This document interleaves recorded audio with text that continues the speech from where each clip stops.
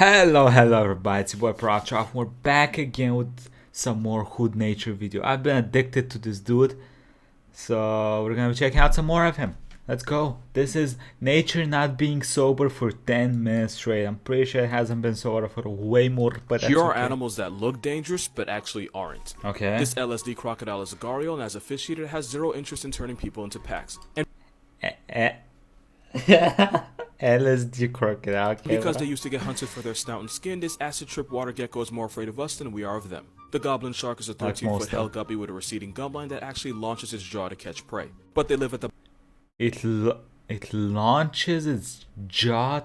What? bottom of the ocean, and they're way too lazy to be a threat to people if they didn't. They're blind, slow, and if looks could kill, they'd be Bundy numbers, but they're perfectly harmless. Damn. I know what you're thinking, but hear me out. Tarantulas are almost zero threat to people because not only are they much more afraid of you, their bite is no worse than a bee sting. To my knowledge, they've never erased a person, and the most dangerous thing about them is that they'll launch hairs at you if you get in their face. Other than that, they're one of those animals that I thought tarantulas were supposed to be extremely poisonous and shit.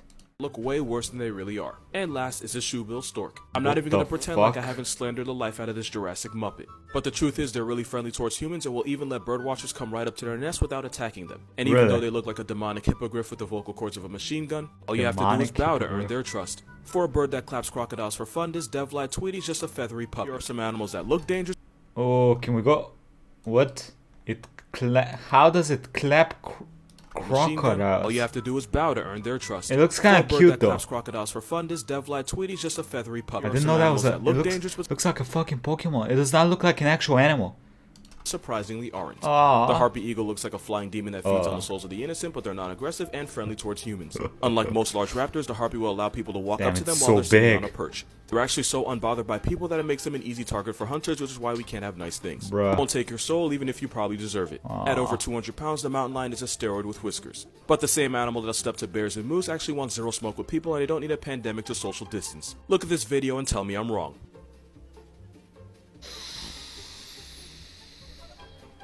Cougars will I don't know, bro. If that happened to me, my ball sack would recede up to my throat, probably. actually run away at the sound of human voices, proving that cougars aren't a threat unless it's happy hour. This snake may look venomous, but the milk snake is 100% harmless. When threatened, they would much rather run away. They only look dangerous because they wear the same gang colors as a coral snake, which actually will put you on a t-shirt. Next is a paralysis demon with frequent flyer miles, the Andean condor. As a scavenger with a weak beak and even weaker claws, they face a paralysis demon with frequent flyer miles, the Andean condor. As a scavenger with a weak beak and even weaker claws, they feed on the dead because they want no smoke with the living. No matter how ugly this flying testicle gets, it'll never attack a human. They're just out here minding their own business. You want to know how I know for a fact nature has a messed up sense of humor? This Australian teddy bear has the vocal cords of Satan with acid reflux and a dying Honda Civic.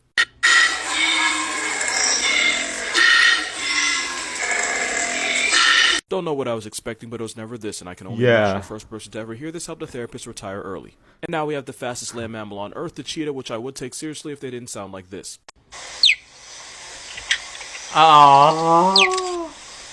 Unless this cheetah managed to switch souls, which logistically makes no sense. Obviously, nature did not want cheetahs to win. Next, we get the Cory Bustard. And if nature wasn't on crack, you'd expect it to sound like a goose. Instead, it sounds like it should be running fades with plumbers and kidnapping dumb blondes.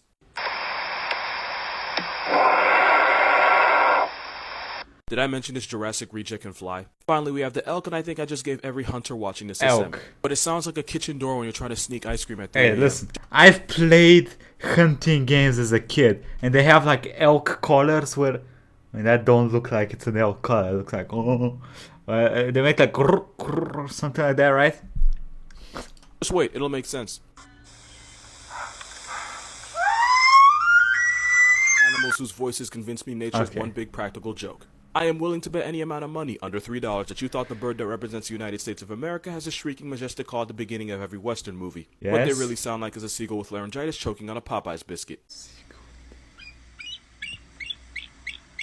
Ah, it's cute though. It's pretty cute. No, it actually makes sense they represent America. They're intimidating until they open their mouth and you realize they're a mess inside. Next is the fairy penguin, the smallest penguin in the world at a foot tall and 3 pounds. But if you think this flipper Tweety sounds like a normal bird, you're giving nature way too much credit. That's adorable.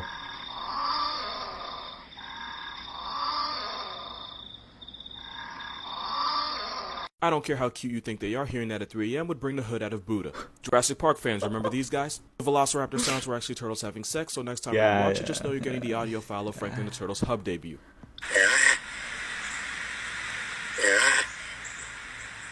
Damn, son. 5 animals you've probably gone your entire life without seeing.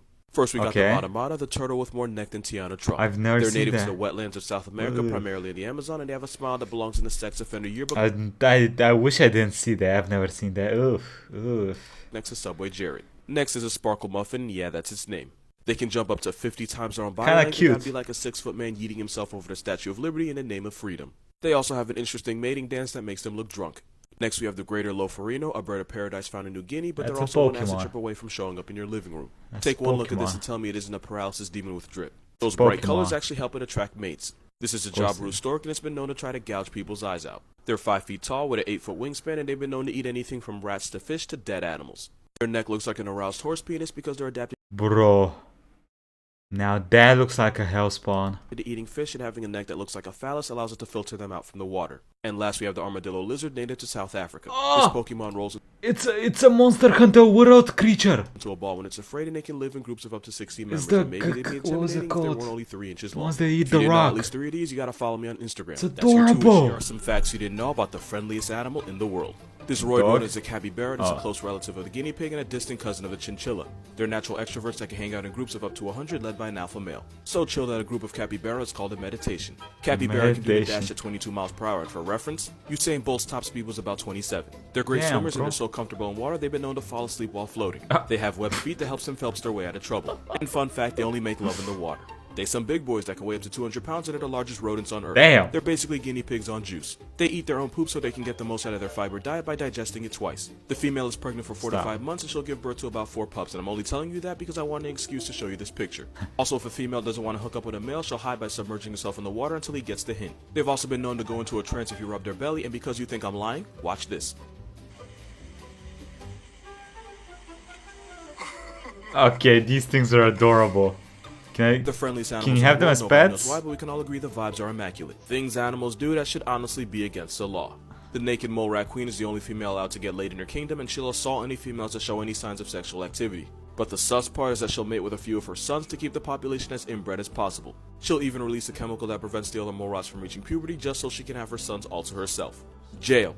Koalas can't eat eucalyptus without a special gut bacteria to help them digest it. The only way for the joey to get it is by nuzzling up to the mother's 69-no wrapper and eating the green paste that comes out. For a month, this potty jockey will eat his mother's backdoor fudge, and at this moment, koalas weren't cute to me anymore. Hippos will projectile launch their backdoor business by twirling their tail like a propeller. It goes both ways because if Glory is interested, she'll return the favor by dropping a deuce on Motomoto's head. I don't kink shame, but I draw the line right there. What the way? Whoa. Backdoor fudge, and at this moment, koalas weren't cute to me anymore.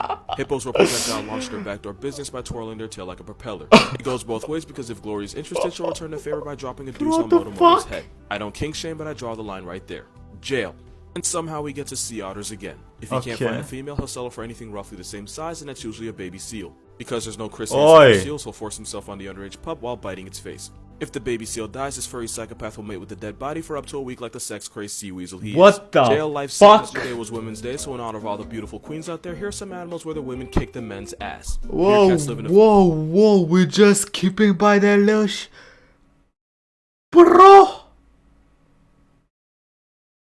A week, a corpse, furthest thing away from. Okay, nature you wild, Female-dominated society where the alpha will personally abort any babies that aren't hers and banish her subordinates for having children and make sure the only seeds get planted in her garden.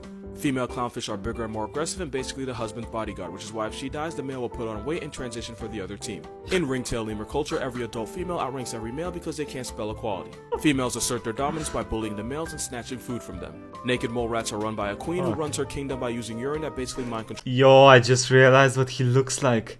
He looks like a rat with a condom on top of it for skin. Yo, I just fucking did that. Oh, how y'all feel about that? Don't he look like that though? Controls her subjects. This royal tunneling testicle is kept constantly pregnant by a few of her sons, which is problematic and why they're extremely inbred. She's also the only one allowed to get laid, so if she finds out one of her subjects are sexually active, she'll personally beat the sexual urges out of them. Orcas also run on feminism. The oldest, wisest female orca is always the leader of the pod. Hyenas are feminism on steroids because they'll beat and bully males and only let them eat whatever scraps are left behind. Yeah, but their females got cocks. If a female cub is born, she instantly outranks the oldest male. They took KAM to heart because there are no male whiptail lizards alive. They all got rocked by the left hand of Thanos. This is why Chihuahuas are aggressive, and it's actually our fault. First of all, it's common in nature for smaller animals to use overt aggressiveness and irrational confidence as a defense, and the best example is the honey badger. This behavior is also seen in desert gobies going after larger males, finches going after eagles and crows, and cougars going after bears. Cougars going after bears. It's a Napoleon complex that makes them act out in fear, which makes sense because when they're that small, basically everything's a threat. Sure. The problem is we enable dogs like Chihuahuas to act like the spawn of Satan. Because if a pit bull or a Rottweiler acted like that, they would get put down because they're capable of much more damage. Which is how aggressiveness got bred out of most large dog breeds. Small dogs like Chihuahuas get away with this because as hellish as they are, we never have to worry about them putting their owner on a newspaper. Also, most people are really protective of small dogs, and because they're so sheltered, they end up finding everything scary because they weren't introduced to it, which makes them select violence. Because most of the time, when a Chihuahua's being an op, it's doing it out of fear. On top of that, a lot of owners think the Chihuahua being a menace to society is cute, and they won't correct the behavior, and sometimes they even encourage it. Long story short, Chihuahuas have little man syndrome, they have short person privilege, and it's all your fault. And Fox facts that nobody ever told you, but you know I will. It's that cute Pokemon. Because they get all the water they need from the fruits, leaves, and roots they eat. Because of this, they'll sometimes refuse to drink water out of a bowl. They're horrible pets because they scream to communicate, they pee everywhere to mark their territory, and because their urine is super concentrated, it'll smell like your whole house took a golden shower. Unlike most foxes, they mate for life, and they can live in small communities of about 10. They basically live in underground apartments because their different family dens will be connected. Look at that door! Look at that door! It is adorable! But they piss everywhere. To each other. The fennec fox avoids overheating by losing a lot of heat through those Yoda ears. They also have furry paws to protect them from the blistering desert sand. They can purr just like house cats. They may be cute, but they can clap scorpions and they can take down animals bigger than they are like a full-grown rabbit. Remember when I said you wouldn't want them as a pet? Because they're mostly nocturnal, this is what you would hear at 3 a.m.